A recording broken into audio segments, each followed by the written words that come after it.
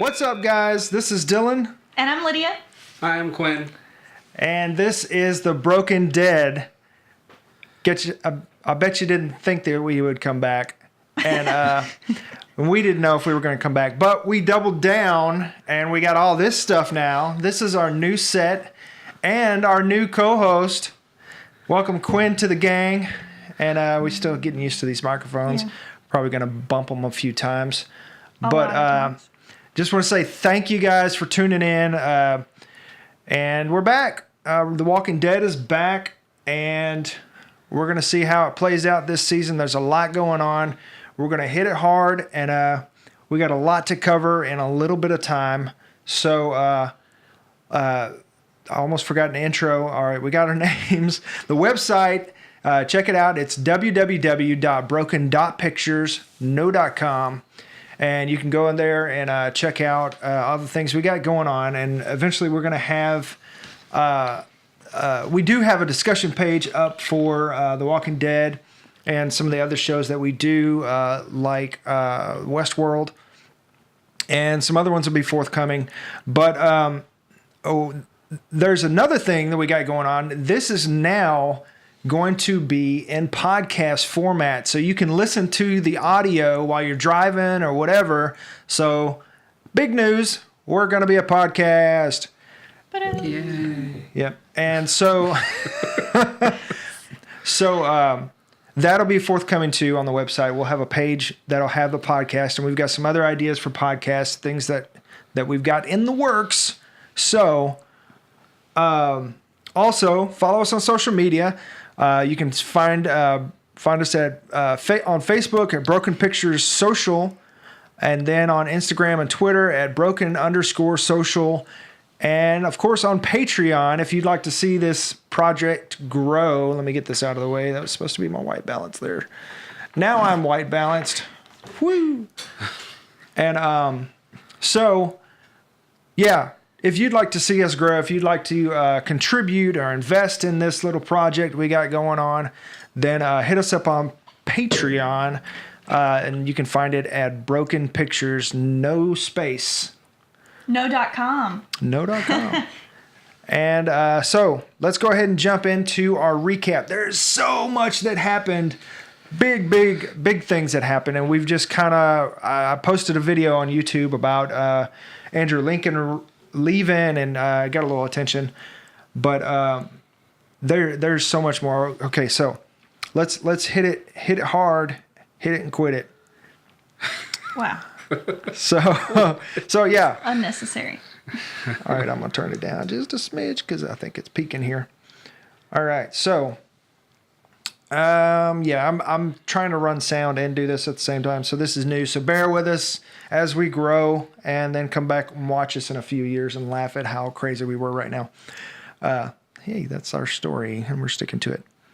All right, so Andrew Lincoln is leaving. There's a lot of stories about that. Filming season 9 began in about April, and then news came out not long after that he was leaving, and so it kind of seemed like maybe... and then U.S. Weekly did an interview with him, and there was a quote saying that he was tired of it and he was just ready to do movies. So it almost sounded like, and at the time, there was a lot of uproar going on about the death of Carl and how he wasn't happy with how things had turned out, the way it went down. And also, Norman Reedus even came out and said something about the heart of the show. If you get away from those main characters, then what are you really doing? You know. But what did it sound like? What it sounded like. Getting back to the notes. Yeah, I like to hunt bunny trails. So yeah, it sounded like he just came in and said, "F this stuff, I'm done," and showed up on set and was like, "This is it, I'm done," and hadn't really seen what season 9 was going to be like or anything like that. And so he's only coming back for 6 episodes. So it doesn't seem like there's a whole lot of room to do an arc for his leaving when there's so much packed into what needs to happen for that to happen. And but hold on, I'm sorry, I got all these notes. Angela Kane even talked about it on The Talking Dead a little bit, talking about kind of Rick's final days. And so it's 100% official. I mean, there's no room for kind of... Yeah, it's not up in the air at all. Yeah, Like, they're promoting it on official. the trailers as like Rick's final episodes. But the only thing we don't know is that if is he gonna die, or is he just gonna walk off into the sunset like, I'm kind of done with you guys. But Right, if kind of you pull a need me- Carol or a Morgan or something like that. Yeah, exactly. Yeah. And I'm getting at this for a second. I think he's going to die. You think so? Oh, yeah. Yeah. I hope he walks away into the sunset. But what do you think? Well, What does yeah, your gut 'cause tell you? If he's gonna die in a really gruesome way. The most gruesome way. I kind of want to see Zombie Rick, to be honest. I want to see it. But at the same time, I mean, like he said that even though he's leaving the show, his relationship with Rick Grimes is far from over. That could just mean in general, it's like, oh, for the rest of my life, I'm going to be Rick Grimes. Or he could be coming back. They could be leaving it open to come back at a later date. Now, he is going to come back for, I think they said season 10 and direct an episode or two. So that's kind of cool.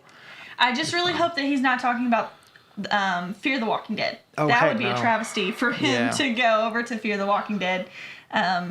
That would just not be cool. Please don't let that happen. No, Pickle Rick. I'm begging you, Angela Kane. Please, Gimple. Yeah, so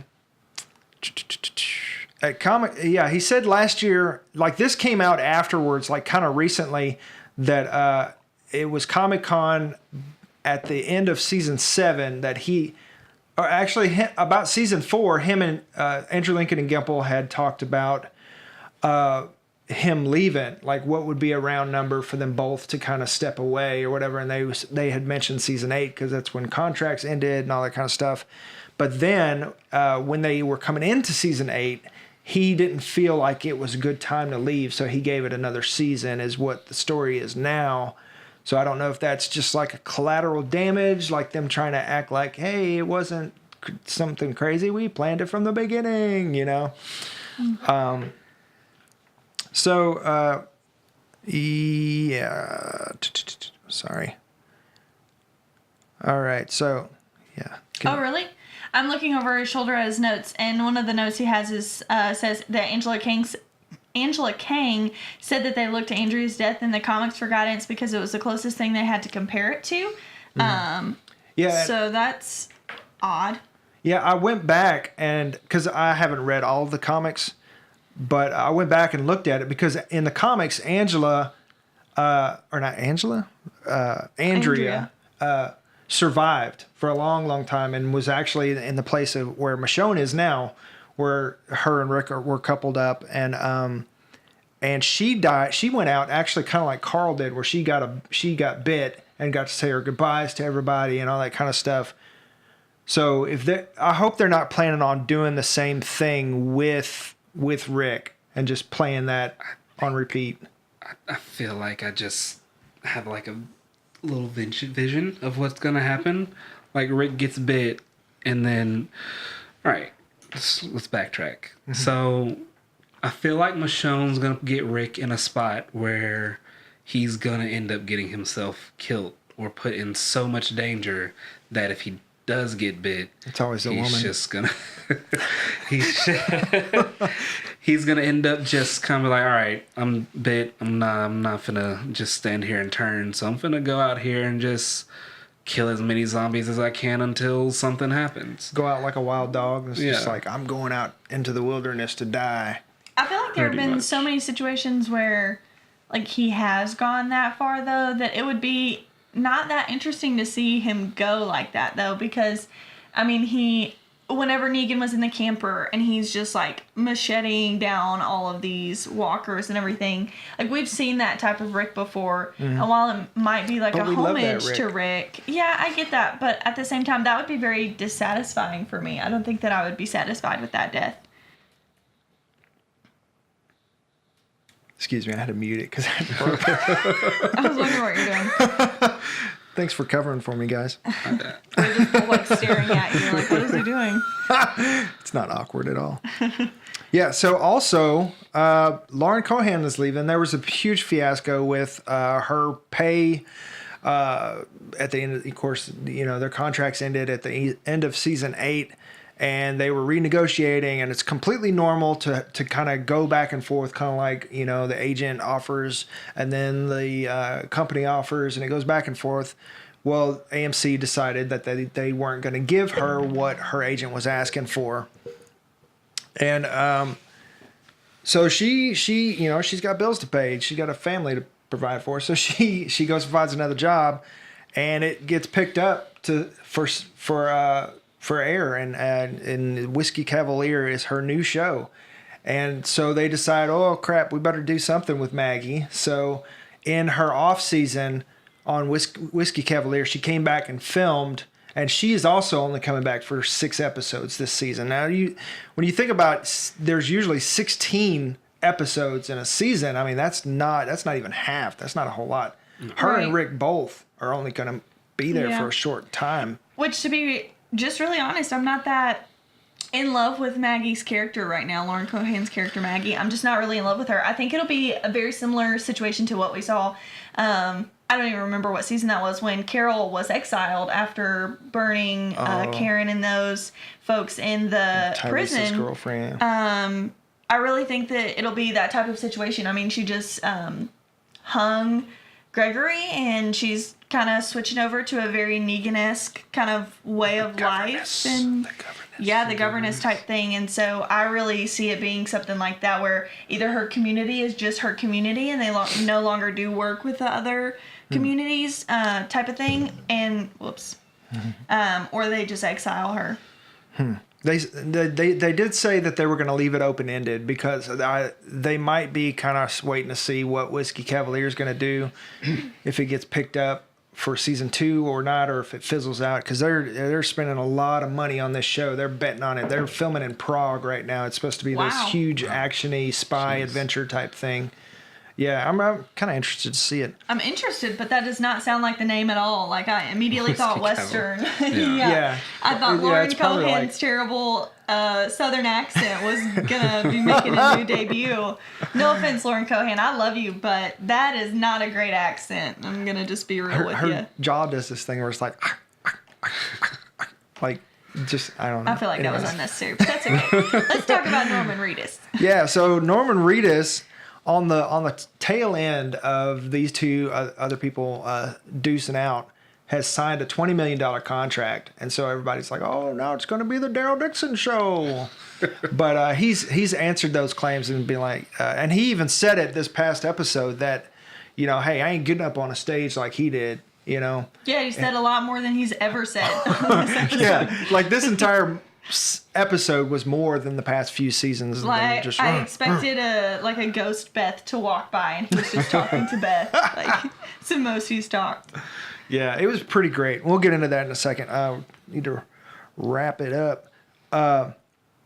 Let's hit those highlights. Let's do it. Yeah.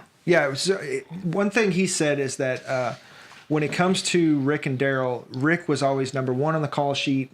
He was the first go in, had the most scenes, and Daryl was like number 20. And he said that's not really going to change. So we're not.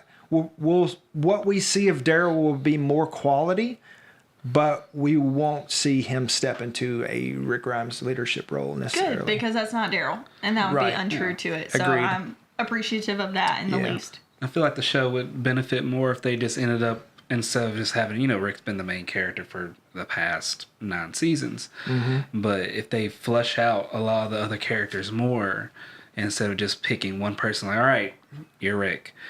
And the show would probably benefit more. I agree completely. Mm-hmm. I love seeing Rosita on the show. She would be someone who I would continue to watch it for because I love her character arc so much. And the same goes for King Ezekiel. Sorry, I thought that was his name, but in my head it didn't sound right.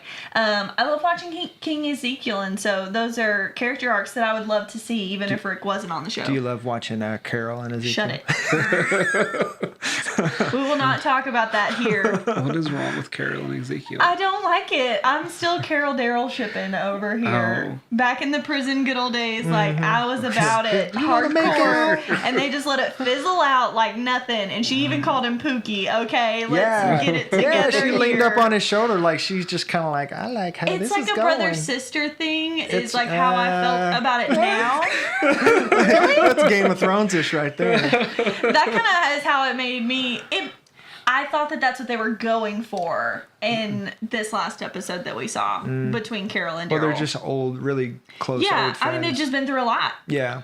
I mean, he could knew see her when that. she was with Ed. Yeah. And I get it. He was the one person who supported her after she murdered 2 people, and he was upset with Rick for exiling her. I mean, like, he's been with it through her. Yeah. And Ezekiel's so chill, he'd just be like, all right, go hang out with Daryl for a little bit. Oh my gosh. I'll be here waiting with the ring when you get back. Okay. You sound more like Cyborg than you do King Ezekiel. Well, he does. I know. So, anyways, I guess I should have threw more of these and thous in there. Yeah. Thy. Is he still doing that? Like Yes. Yeah, a little bit. Okay. I Yes, noticed it a just- little bit, yeah. Yeah. Kind of when they were going up the stairs in the museum, I heard a little bit of it. And Okay. then when she was leaving, he was like, I wish for thy to come back to me. And Oh yeah, Lady Carol. Oh, yeah. That was a good one. All right, let's hit these episode highlights. Boom, boom, boom. All right, so episode title is A New Beginning. And hey, that works for us too, because we're starting over. Anyways, all right, so they go to DC, which is the seat of the government, and it's the perfect backdrop for this season, where they're going in and they're trying to establish a government for themselves and how to move forward together. And even they're even building the bridge this season, so that's perfect. So yeah, they go in, they get the wagon, plow, canoe, seeds, etc., which was really cool that they brought the Doomsday seeds into the show. It's like I knew about that, but I never would have put those pieces together. It's like, oh yeah, it's Doomsday, and they can use those seeds to make crops. Because there's always, doomsday shelters and stuff like that. But yeah, another thing I wanted to point out is that we see Maggie smile like in the very beginning of the season, and it was just like, we finally get Maggie back, and because she's been sidelined for a while too, and I like how Angela Kang wrote her this episode. And also did not just throw out what Gimple set up last season. Like, she didn't Ryan Johnson him. Ooh, that's a touchy one. Yeah, that's cold. Yeah. Which, that's really good to see Maggie back. She's, they didn't show it, but they talked about they had a vote for the Hilltop, and now she's the definitive leader. Gregory was just kind of there like, I'm going to be Gregory some more. Oh, freaking weasel. And then, she's happy. She has her baby that showed up out of nowhere. And Yeah, a year and a half. and everything seemed to be fine, but we know it's not. And she's just kind of playing a role. Yeah, I she's agree. I biding her felt time. very Carol inside of her, where she's just playing a role right now. She's just getting to another point. She's kind of putting on the mask of being these people's leader for now. She was also always really decisive and made those quick decisions that need to be made, like sleeping with Glenn. Quick decisions that had to be made in the pharmacy there. I like you. I feel very Carol in her right now, just because of kind of what she's doing. It's not like, I don't see that as forever Maggie, Yeah. I see what you're saying. I didn't really get that vibe, but I now that you say it, I get that. But like my impression was that it had been enough time for her to kind of chill on it, and yeah, she can't even go back to Alexandria. Yeah, that's true. She's been biding her time, but the way last season ended, it was just like they're going for the jugular, and we're having Literally. secret meetings, and Negan got and his Jesus throat is slit. there, and where 2 or 3 are gathered in His name. So He's got to be there. It's mandatory. So it's almost like this secret plot going on, and they're having these secret Illuminati meetings and stuff. But it gave it enough space to where it seemed like she had just not gotten over it, but she had kind of put the kill Rick plot to bed almost. But she's also like, it's matured, I should say, to where she's going to make a statement and say, this is the way I believe leadership should act, but she's not going to bury Rick, you know? I think only because she knows that that's not smart. I don't think it's because she doesn't want to. I think she knows that that's not smart. That gets her killed in return. You think Michonne's not going to chop her head off if she buries Rick? Yeah, the only reason she's not like just going straight for it right now is because she has a baby. Yeah, exactly. Yeah, I completely agree. I think that it's not because she doesn't want to. I think that she sees that that's unsmart. That's unwise right now. Yeah. And plus, having a baby can make you think more of the future and how you should play chess instead of checkers, too. And she's Aunt Maggie to Judith, who she hasn't seen. Yeah, like, what? He's like, I don't even know how she remembers you. Yeah, we're wondering, too. Like, let us know. Mm-hmm.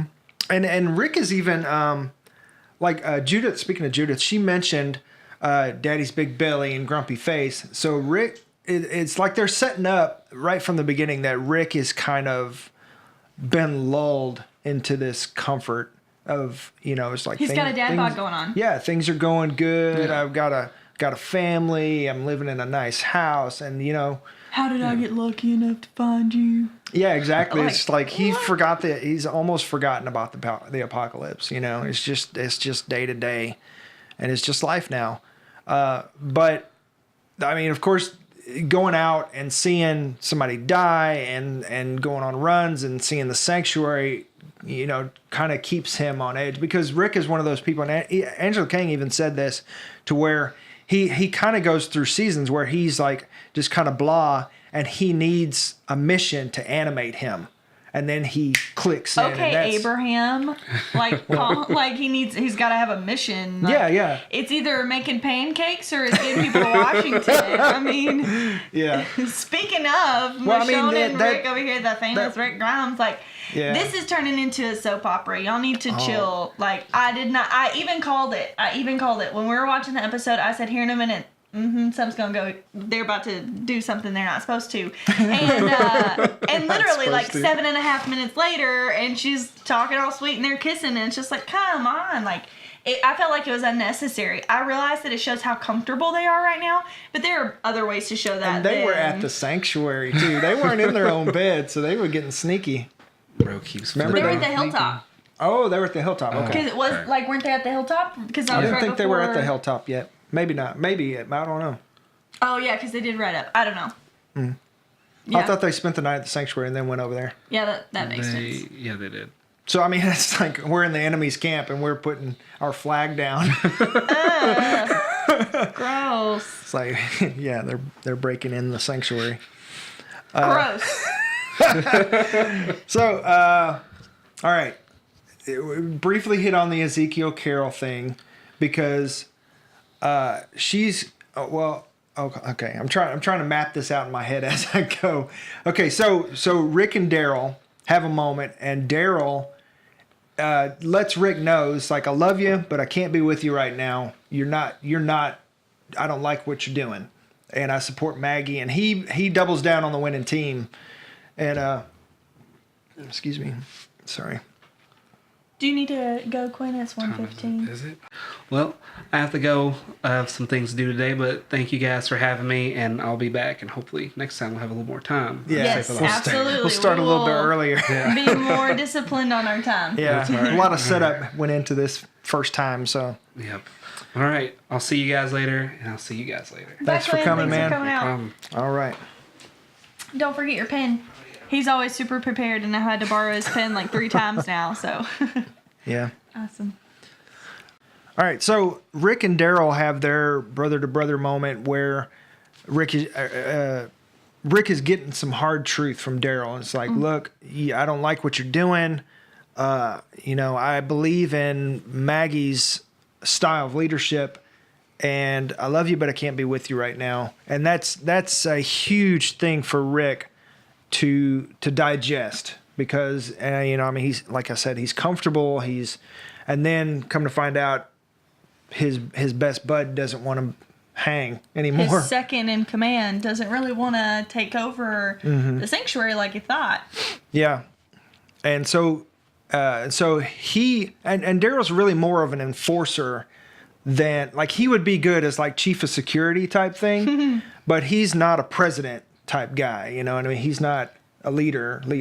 Yeah. And I think that that's really important for Daryl. I think it's been really odd for him that he's never really found a true fit for him. He's either been doing things that the group needed or Rick needed or whoever needed, but none of those things were good for him. Like going out and doing recruiting with Aaron, like, if I saw Daryl, I would not go to that group. They don't have showers. That dude has greasy hair and whatnot, and he barely talks. Days. Like, no, I would not go to that group. So, I mean, recruiting wasn't a fit for him. I feel like him going out and him getting supplies is what's good for him, except for he might have flashbacks to Denise. And so that's not really something that I feel like he wants to do either. Yeah. Yeah, he's not the leadership type. And I think he's honest with himself enough to realize that's what it is. Sorry, I'm trying to get comfortable with this thing. It's like on me. There we go. Is that okay? Good? Yeah? Okay. All right, cool. All right, so, and then Carol shows up, swoops in, and is like, hey, I'm going to take over the sanctuary for you. Yeah, I was a little confused about girl. that. I'm going to ask some clarifying questions real quick. So did Carol overhear the conversation and not talk to Rick first and go talk to Daryl? That's a good question. I didn't think about that. I mean, because it seemed like it to me, because they were talking up there and then we immediately see Carol kind of on like the stairs below. And it seemed like to me that she just directly went to Daryl and was like, hey, I'm going to do this. Obviously Rick knows because she says her goodbyes to King Ezekiel and all of that. So it's no secret or anything. Right. But I really wonder kind of her true intentions for that. Yeah, that I think part of it is just Carol being Carol, and Ezekiel's she's getting too comfortable and she needs something going on. A mission, just like everybody else. Yeah, I'm really excited about Angela Kang taking over, because one thing that Melissa McBride mentioned on The Talking Dead, she plays Carol, is strong female leadership, because she's going to be writing these female characters with a lot more dimension and dynamic, and if you look, we've got, of course, Maggie at the hilltop, and we've got Carol taking over the sanctuary, and we've got Rick on his way out, and Michonne interested in government. So she's probably going to be taking over Alexandria. And so you've got the three strong female characters, and then King Ezekiel over the kingdom. And of course, I didn't even think about Oceanside, which is nothing but a female colony. Yeah. Unless Aaron's making dips over there. I don't know. Still. Well, yeah. He got them to join. So, of course, he's probably going over there to say hi to his friends. You know? That's not what he's making gay anyway, dips so sounded like. I know, that's why I was like, yeah, what I you don't know. mean? Yeah, that was a dumb comment. Anyways, let's see. What do we got going on? Of course, Ezekiel proposes Carol. Carol leaves, which is typical Carol. Daryl quits the sanctuary, joins Maggie. We can talk about the Spider Walker. Oh, yeah, the Spider Walker. I felt like this episode was a good callback to callback. I'm the worst. I will literally yawn like 100 times through this, and I'm not even tired. Yeah, what she said. So yeah. It was a good callback to the first few seasons, where, I mean, remember watching episodes, and it was just like, oh, this is gross, or this is, oh, you know. And I used to eat a pint of ice cream every Sunday night as I watched The Walking Dead, and many times I regretted it, because it was just like, oh, it's the well walker, or, you know, it's just gross. Ew, yeah. It like, to me, reminded me that it's a horror show. Like, it's disgusting. Yeah, literally spider crawling out of the mouth of a zombie. That's And it's not like it was badass. a skeleton. It's Yeah. not like it was It's just like a alive. head right there. Like, it was attached Mm-hmm. in a dead, alive way. Yeah, and spider babies everywhere. That's crazy. Like that was amazing. And even like the tension of them rolling the wagon over the glass and King Ezekiel falling in, but here she goes again. I wish you could like edit like a roar in there. Yeah, I wish I could do that. So yeah, the tension is just like had me on edge. I was just like, oh, I'm so anxious about this. And I haven't had that in a long time. And it felt good. It was like almost like, oh, I don't like this, but I do, you know.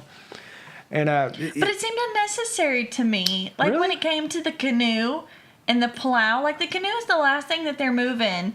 It's Yeah. just a straight canoe. You step off the stairs. You walk just directly right or left. You don't go Yeah, across the middle. frame, right? Like Yeah. that's not smart. Of course you And fell also- through a glass ceiling. and also, why take the heaviest thing first across glass? yeah, like you would take It's all just- of the light things first, get it done with, and then take the heavy stuff. Like, Yeah, Eugene obviously wasn't there with them. To go, hey guys, this isn't very smart. no, I feel like he would have just been like, oh, just load it up all in the wagon. We'll take it all at once. He probably would have set up some levers or something and just Yeah, like they'd a have just system flew just it out like of there. flying over. He'd have like Give me 10 seconds. yeah. So, yeah, it was a little like a little contrived, but it still was effective, I think. And I've heard, Except for that Ezekiel should have died. Like, how did he not get bit? yeah, It was a little hard to believe. it was a little unnecessary, but I see why they did it in order to set up propelled that him this. and Carol. Yeah, that's true, and it also set up that hey, this is like they doubled down on hey, this is still a dangerous world with the zombies or walkers, but at the same time, like what I'd like to see is like I get that you have inciting incidents like with the thing that happens to make something else happen, like Ezekiel falling in almost being walker bait.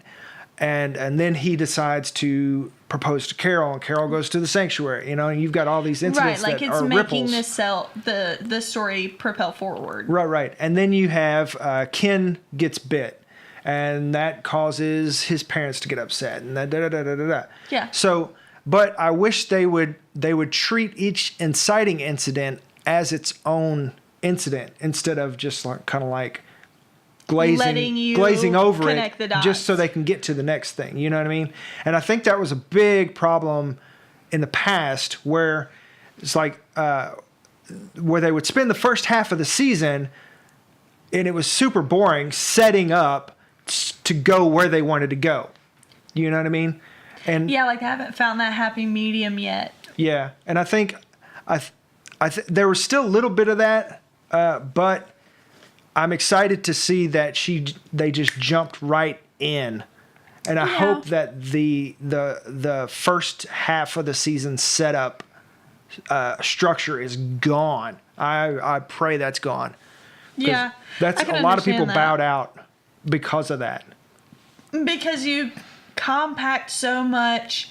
They kept all of like the character building and the character arc that they were supposedly doing to the Mm-hmm. first half of the season, and then you have all of these just actions happening based Yeah, and it on just everything felt like you've filler. done. You know? Yeah. Instead of having it like a lot more concentrated, where you've just got cause and effect, cause and effect, cause and Right. effect, and then like a I can't think of it. It's like a puzzle, just like intertwined, like woven in between, where you've got cause and effect happening at separate times in different places with different characters, and it's affecting everyone. yeah, exactly. It's like a maze. Very It's interwoven, Just, yeah. very interwoven. Instead of we're going to do all this at once and then we'll do all that. Yeah, I could see that. I did feel like things did escalate a little quickly with the Gregory thing.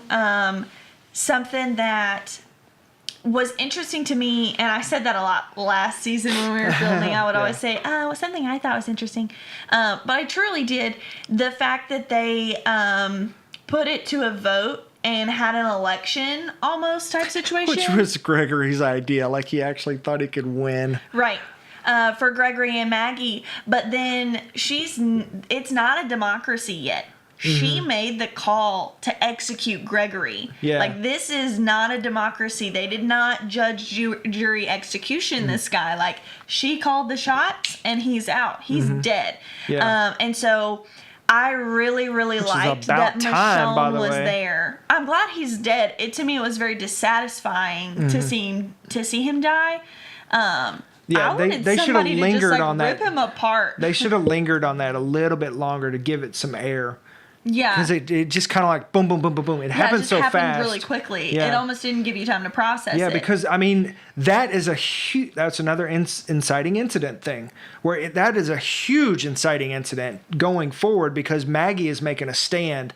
It's like, look, this is what I think Rick should do with Negan, and at the hilltop, this is how we deal with this. Right, and I really like that Michonne was there because Michonne is the one who's doing the push for laws, essentially rules, what happens, and this is the agreement that we're deciding on, and this is what happens if you disagree to that. And she tries to stop Maggie, one, because the kids are out there, but two, because she knows that this is not something you come back from. This is something that affects you here on out. You are no longer, you're a killer of innocent people. I mean, because he tried to have you killed, and he's a terrible person. He wasn't but innocent, though. you killed a person. You killed a human being that you weren't fending for your life. It wasn't in hand-to-hand combat where you're literally fighting for your life. I think if they would have set up a jury and everything, then he would have still ended up.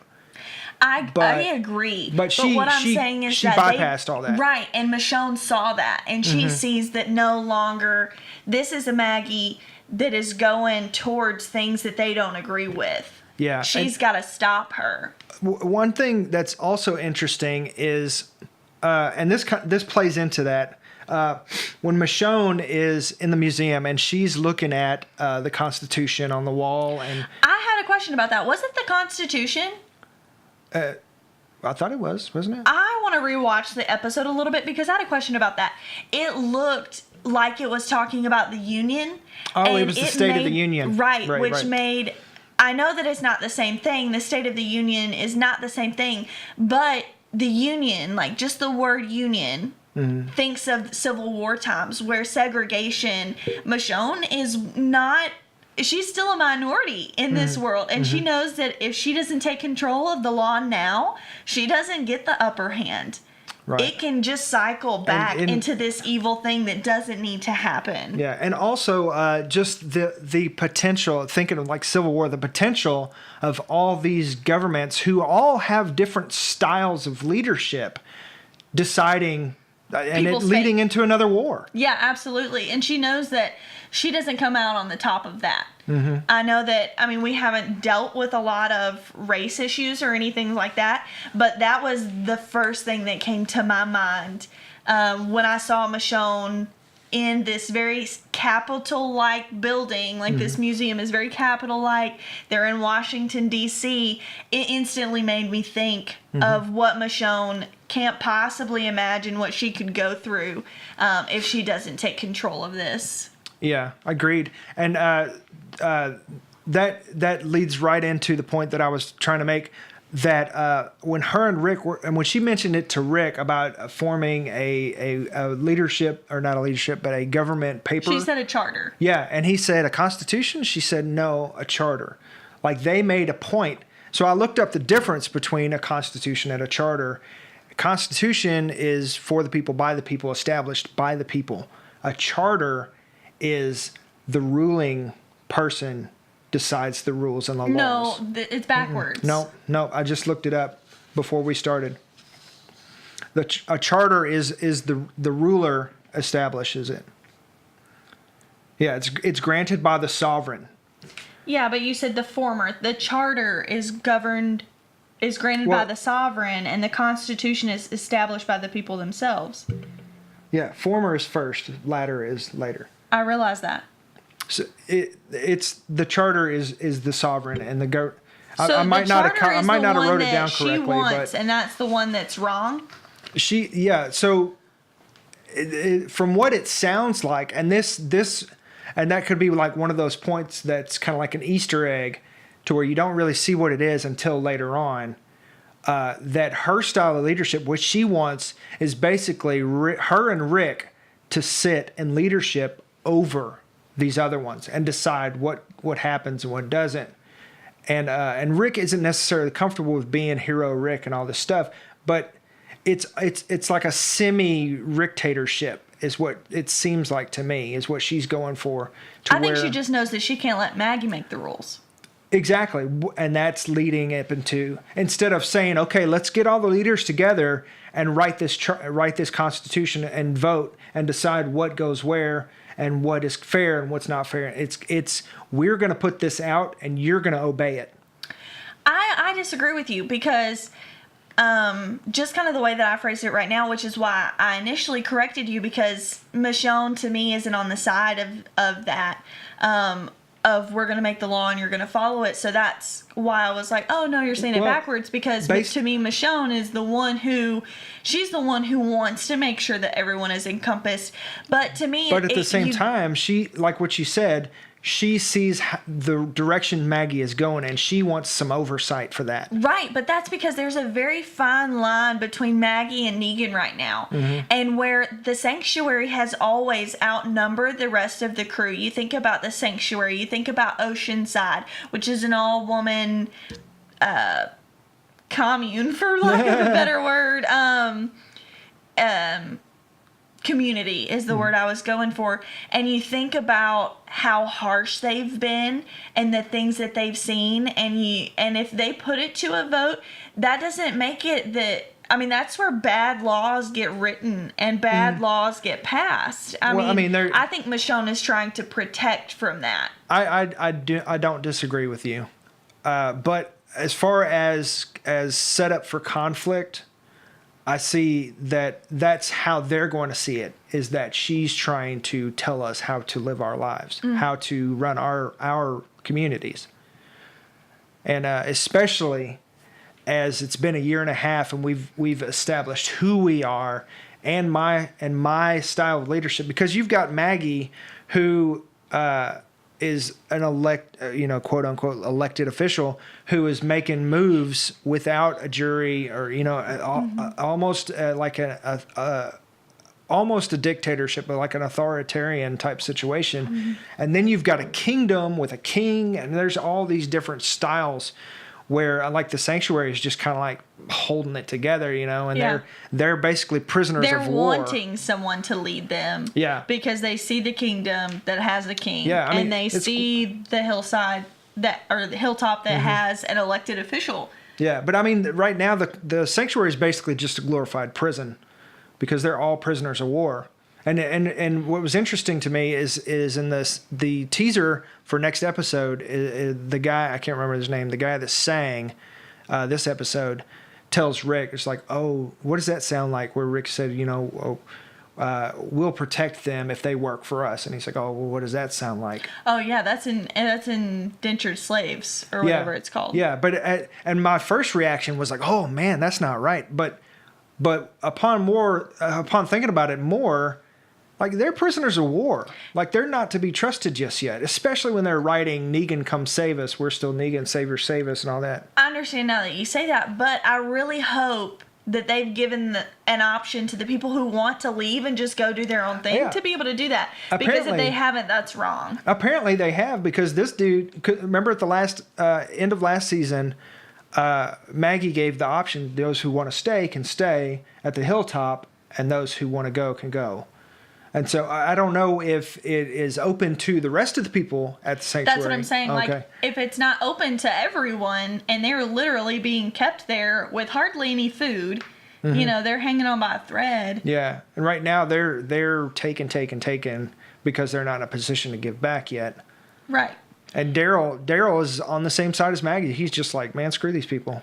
Well, not so much screw these people as like, if you're gonna just let let them not fend for themselves, then yeah, screw them after that, because you're not doing anything to help them. You're just keeping them here and complaining that they're not putting in an effort, when there's lots of other places that you could keep these people at or take these people to, but you're letting them sit on desert land that doesn't grow anything. He said it's a daggum factory, like it's a factory. It's concrete. So unless they're going to turn it into a factory, then they need to look into using another place. Yeah. One of the other compounds that they had that had grass growing around it and satellite stations and stuff like that. Like they have options. I agree. And it's funny that even with so I mean they are producing some things, like Eugene was over there and they're trying to make ethanol out of the corn. So I mean they can make some trade, but I mean they need to find out, okay, well, crops aren't our thing. We need to build something for trade, you know, to where we build our own value and our own worth, right? To where we have something to barter. Like, why aren't they making canoes? Like, they went to a museum to get a canoe. There's woods all around. Well, you got plenty of equipment. How many canoes can you make? I mean, how many do they need, actually? Enough to get you by until you find out something else that they need, like wheels, like equipment, like wagons. Yeah, but well, they're probably not allowed. They're not allowed to have bullets or make bullets. No, probably not. But they don't need them. Yeah, but somebody's going to need them. And well, I mean, maybe Eugene. I don't know if he's still in a earning his trust back situation. But maybe they could take Eugene back to the bullet factory and make that on behalf of the sanctuary, to where the sanctuary people don't have access to it just yet, because there's some still shady individuals there, obviously. But he can do that on behalf of the sanctuary. You know what I mean? But I don't know. Anyway, we're getting into the details of how to lead a community and not so much Walking Dead. But So Gregory, it ends on Gregory, and Gregory finally gets what's coming to him, tries to set up the assassination of Maggie, and pretty much kind of like the comic where, you know, he fails, and in the comic, Jesus came in and helped, but in this one, there wasn't a witness. So it was kind of like her word against his, and he's really good at convincing people of things. Enid came up whenever that Ken's dad was but she didn't Maggie up. She didn't see Gregory pull the knife on her and all this stuff. Gregory. Well, I mean, all the father has to do is corroborate the story. That's true. I mean, he's not going to say, "Oh no, it's completely my idea to try and assassinate Maggie." Yeah, and who's not going to believe? I was drunk because Gregory came over here and Gregory's a snake. Boom, story sold. That's true. But I mean, when you're putting somebody to death, you need a little bit more than just hearsay. But I mean, Anyways, that's a whole other issue about the death penalty and all that kind of stuff, I guess. But let's see. Strong female leadership. I think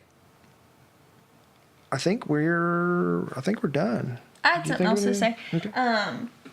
I thought it was really interesting how the episode started with, excuse me. Oh, well, that was my whole theory, because I just realized that it was at the end of last episode.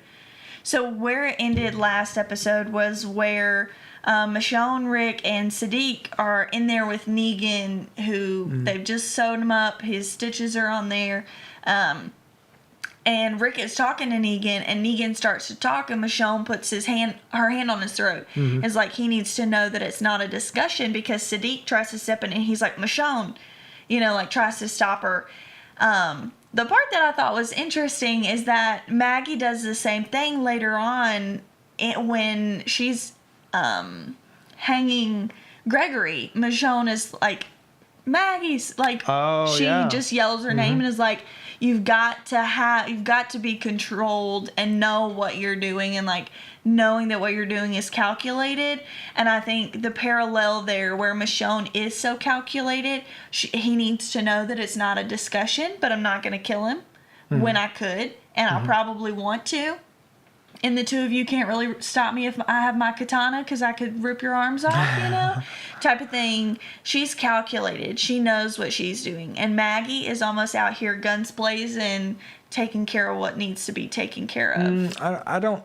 I don't necessarily agree with you on that. I think Maggie is close to, if not just as calculated. She just has a different point of view that she's moving towards. I don't necessarily think so. I think that we're letting Maggie get away with it because it was Gregory, and we hate Gregory. What if it had been somebody else who had crossed Maggie? Well, I don't think that she would have done that. I mean, because last season she was like that with the Saviors in the pen, where she was just like, hey, it's this, that. But each time she has still had an air of forgiveness and letting things go for a long time until literally Gregory tried to kill her and she put her foot down. Maybe. And she stood up to Rick when he asked for more help, and she was just like, look, I can't. I've got to take care of my people. Let's put the kids to bed. It's getting dark. I've got some business to tend to. And Rick stood there, and basically Maggie was posturing, and was like, look, out here for everybody to see. This is how it should be done. And Rick just stood there and was like, oh, okay,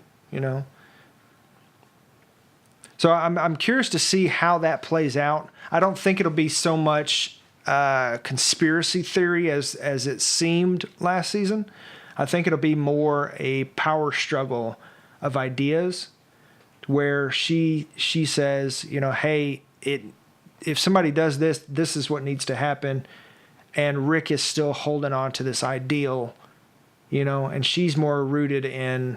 What do you mean? What ideal is he rooted? Like, what is he holding on to? The idea that Carl gave him, that forgiveness and we can all live together and ho-hum, and not ho-hum, but in happiness and, la-di-da. And she's more grounded in reality, where this person has proven that they are not to be trusted and that we can't do anything else with them. And it's time for them to go because they're just. But she didn't put him in jail. She killed him. Yeah, that's true. Yeah. Like. Well, she's put him in jail before. Remember, she threw him in with the Saviors. Okay, but that wasn't an actual prison cell where they kept him. Like, all she had to do was put him back. Yeah, but I see her point of view is that the longer he's alive, the more opportunity he has to finagle his way back into power. Or so exile him. Send him out there with a backpack and tell him to hit the road. Yeah. Send him to another community. I